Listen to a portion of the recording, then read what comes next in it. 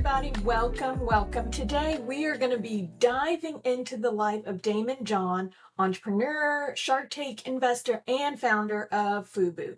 So if you're ready to level up your business game, stick around because we're going to be covering 3 S's, 3 H's, and 3 B's that could change the way that you approach your business. For those of you guys who don't know, my name is Shanice Upshur, the corporate escapee, and I'm so excited to be diving into this topic with you.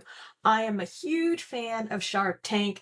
I used to watch it with my family all the time when I was a little bit younger, and it's just, such a powerful, transformative show for so many people.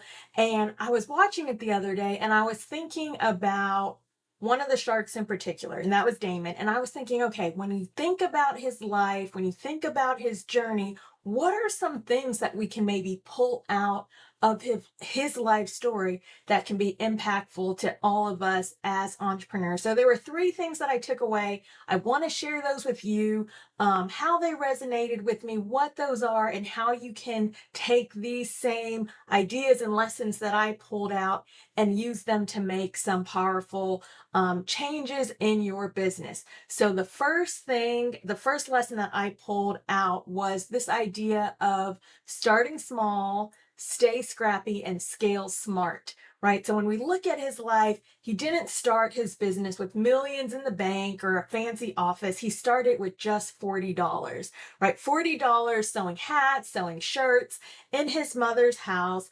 He didn't let a lack of resources stop him. He used what he had, he got creative, and he took action. And honestly, that's what staying scrappy is all about. So for any of you guys who may be in a position where you're holding back, you're not, leaning into this idea of entrepreneurship because you don't feel that you have enough, right? I don't have enough in the bank. I don't have these tools. I don't have this fancy software. I don't have this cool, whatever gadget, right? Like you don't need that to go ahead and just get started. And when you think about this shark, right? He didn't stop there. He kept his eyes on the big picture. So even though he started small, he knew that there was an end goal, a place where he wanted to get, and he really focused on ways to scale smartly. And every small win, right? Using that as a stepping stone to something bigger. So even in these moments where we do start small, don't lose fact of the idea that you're trying to scale to, supporting 1,000 clients, being $1 million business, or whatever these big, huge dreams are that you have for yourself. And think about what are all those small steps that you can take to get there. You've probably heard the term before, right? Oh my goodness, and I'm going to completely butcher it, but this idea of, when you are looking to walk 100 miles, it starts with a single step. So don't be afraid to take that first step, no matter how small it is, even if it is with $40, even if it's doing something in your parents' house, right? Figure out, how can I start small and use that to propel me to where I want to go. So for you guys, I want to encourage everybody listening, don't wait for the perfect conditions. Use what you have. Take that first step, even if it's small, and always look for ways to build on your momentum. And honestly, it's one of those things, at least for me in my life, where, as I go through and I take these moments, take these steps, sometimes I don't necessarily know what 5 steps ahead is going to look like all the time, or 10 steps ahead. But sometimes that first step just brings so much more clarity, opens up so many more doors than I would have even thought possible. So for example, I had decided to leave corporate, start my own business, not quite sure, what all that was going to entail. And then literally a few days later, I got the opportunity and was asked to be part of a book, right? Awareness put me on, which ended up being an Amazon bestseller. But I feel like it was one of those things where that opportunity wouldn't have even afforded itself if I hadn't taken that first step. So sometimes taking that first step creates and kind of attracts these additional opportunities to you, gives you clarity on next steps. So I really want to just impress upon you, don't, toss aside the small beginnings. Don't toss aside these small, simple starts, right? This is where the magic happens. Okay, so from there, continued looking over his life. And the second lesson that I feel really resonated with me was this idea of how he managed to hustle hard, handle hurdles, and hold hope. So kind of three things that encapsulates that. But, when you think about life in general, right? There's going to be these moments that are tricky, that are difficult, maybe a little bit more challenging than we thought. Maybe we're not quite sure. Do I move forwards? Do I move sideways? Like, what does this look like? And things may even be a little bit trickier than what we thought. But we see that he held that hope throughout. Like, never was there a moment where he just kind of tossed everything aside and said, you know what, I'm going to go back to, doing something basic. I'm going to give up on this dream. I'm going to stop pushing forward. And as I, was looking into his life, one of the things that I realized that I hadn't realized before was that while he was building his company, he was working at Red Lobster, right? So he's, working this full-time job, building his own company on the side, probably, many days just running on just a few hours of sleep and just hustling every minute that he could. And, in the corporate world, we talk so much about this idea of like a work-life balance.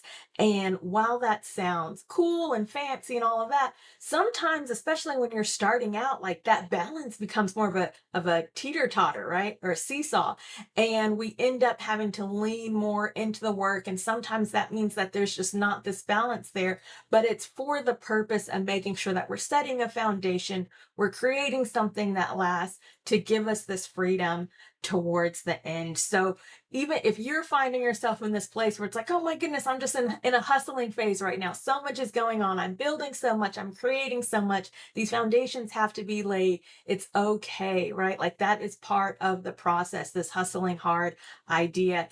And then when these hurdles come up, there's going to be moments of rejections, hearing no, maybe whatever you can think of, right? I'm sure that in his lifetime, he's ran into quite a few different hurdles in the professional space.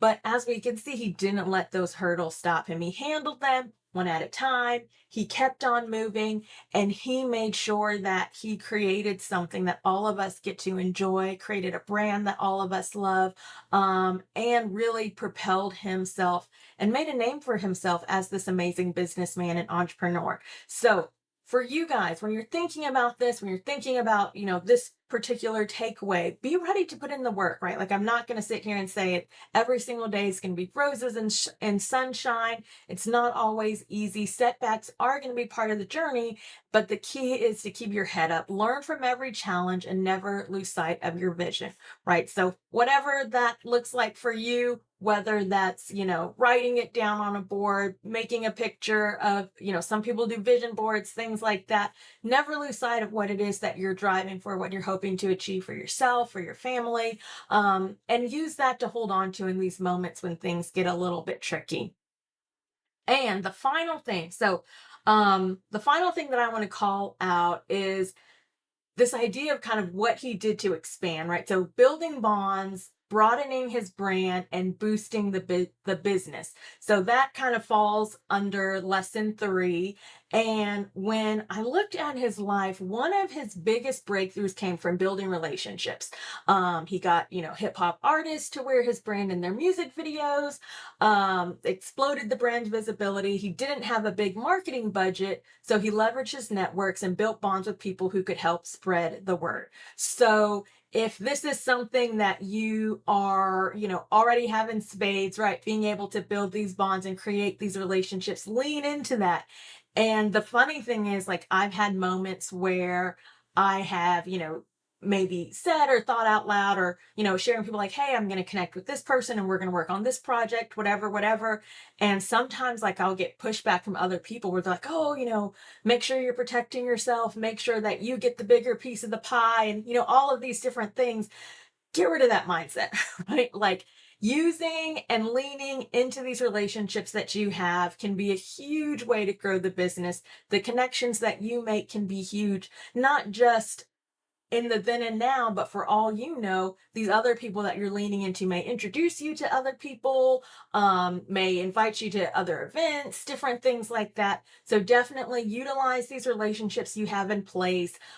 Work on cultivating even more and building these bonds. If it's something that maybe isn't necessarily top of your skill house in your wheelhouse, find somebody who you feel is doing a great job in this, right? And ask them, hey, do you mind if you mentored me for a month, 2 months on this topic? Hey, can we go grab a cup of coffee and talk about what does it look like to build bonds? What does it look like to build relationships? How are you doing that successfully? Tell me more. Go ahead and pick the brains of the people around you who you see utilizing that skill set and doing it very, very well. And with that whole idea of kind of boosting the business, it just flows, right? If you're building these bonds, if you're broadening your brand, you're getting the word out there more, whether that's through social media, whether that's through partnerships, whatever that looks like, that will ultimately lead to boosting the business. So don't underestimate the power of relationships. Network, collaborate, find creative ways to get your product or message in front of the right people. It can work wonders as you're looking to scale, to grow, and ultimately get to where you're looking to be. So, those are my 3 lessons that I learned from one of my favorite sharks. Again, start small, stay scrappy, and scale smart. All about starting where you're at, never saying, oh, I don't have $1 million, I can't start my new business, right? Start small. He started with just $40. Use that to scale. And then the second lesson is all about hustling hard, handling hurdles, and holding hope. And that really digs deep into this idea of sometimes things are going to be thrown our way. As much as we would love for the road to be 100% completely smooth, it probably isn't going to happen. And when those moments do occur, it's all right. Just jump over that hurdle, keep on going. And then the last thing, building bonds, broadening your brand, and boosting business, that ties directly into the idea of building relationships, connecting with others, and using that to get that visibility out there so that you can scale and grow. So excited to talk to you guys and share a little bit about one of my favorite sharks with you. I hope that everybody has a fantastic Friday, a good weekend, and I will see you all later.